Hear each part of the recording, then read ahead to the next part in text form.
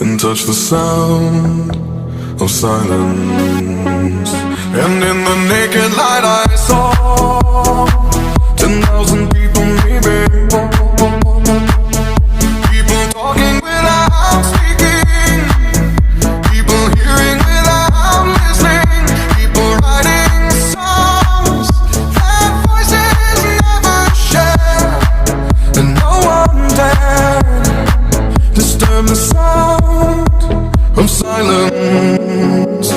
Fool said, you do not know. Silence like a cancer grows.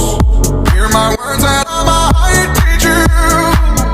Lay my arms and I might reach you. But my words, like silent raindrops, fell and echoed in the wells of silence.